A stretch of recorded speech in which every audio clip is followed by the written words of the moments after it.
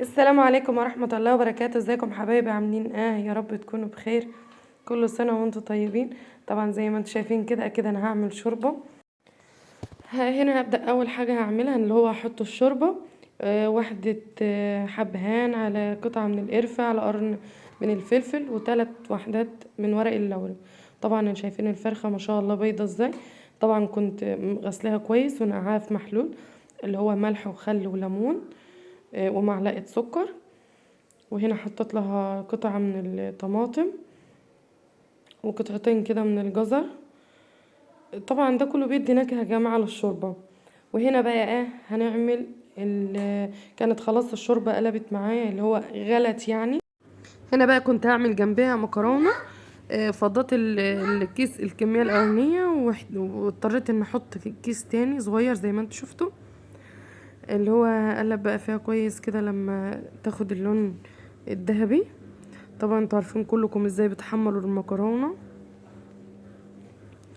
هفضل استمر في التقليب كده لغايه ما لونها يبقى لغايه ما تدي اللون اللي هو المفروض ان انا هضيف لها بقى الشوربه.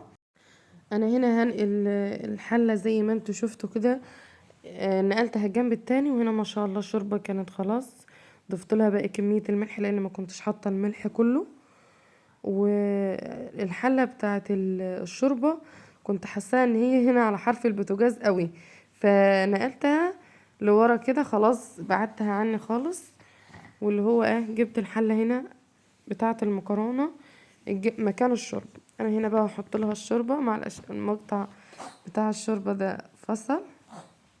هنا بقى خلاص الفراخ كانت ما شاء الله استوت. وهدخلهم بقى الفرن وهوريهولكم دلوقتي دخلتهم الفرن ازاي. انا كل اللي عملته ان انا دهنتهم سمنه وخلاص وحطيتهم في الصينيه كده خدوا لون. وادي المكرونه ما شاء الله اهي. هنا شايفين ما شاء الله مشوحناهمش في الزيت بس في الفرن كده تحت الشوايه. يا رب يكون يومنا عجبكم. كل سنه وانتم طيبين.